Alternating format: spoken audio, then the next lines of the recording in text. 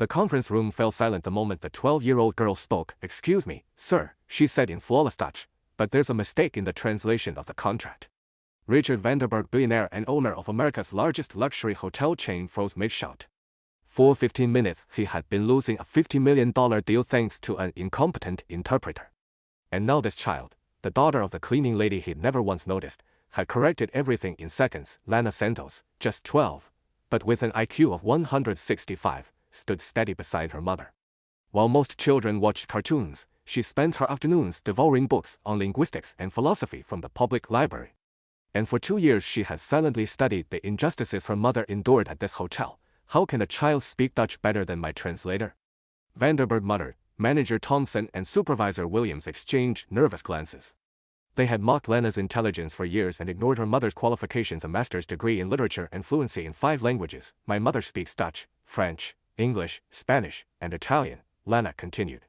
"Maybe you should ask why she cleans bathrooms instead of working in your international department."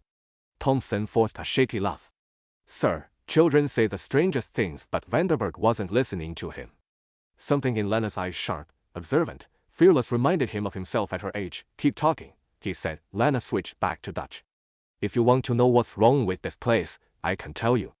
I've been observing everything for 2 years." What Thompson and Williams didn't know was that this invisible girl had documented every act of discrimination, whispered insults, rejected promotions, torn memos, denied opportunities. Her backpack carried a secret dossier that could end careers. Conc Santos, her mother, finally spoke. "I sent 7 memos to the international department with suggestions. No one ever replied. They were ignored," Lana clarified, pulling out a folder.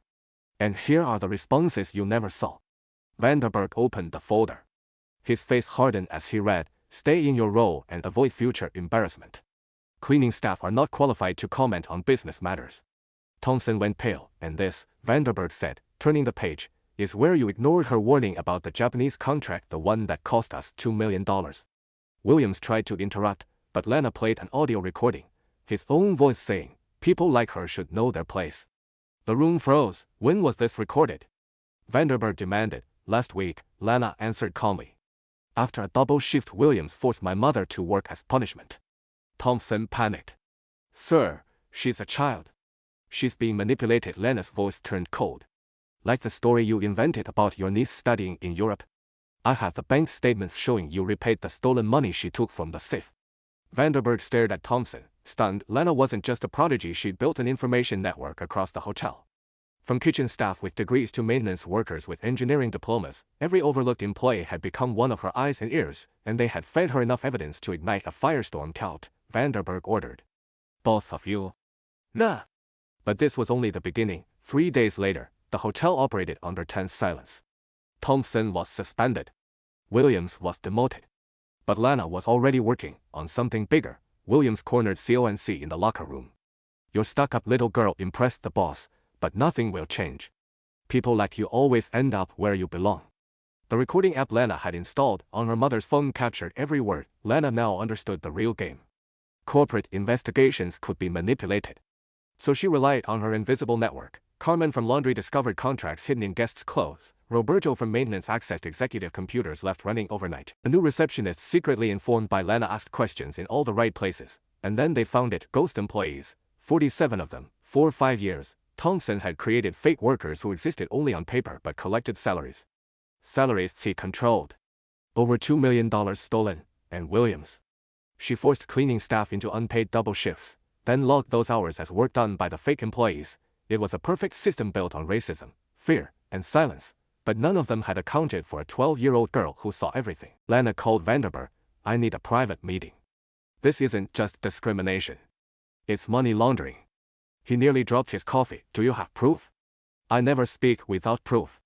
She had photos, recordings, time cards, bank files, and screenshots.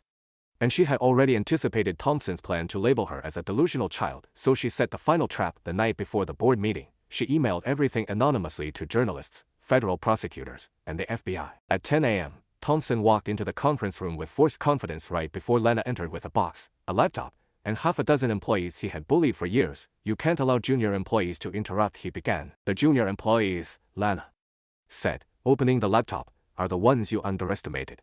And they've been documenting you for 2 years.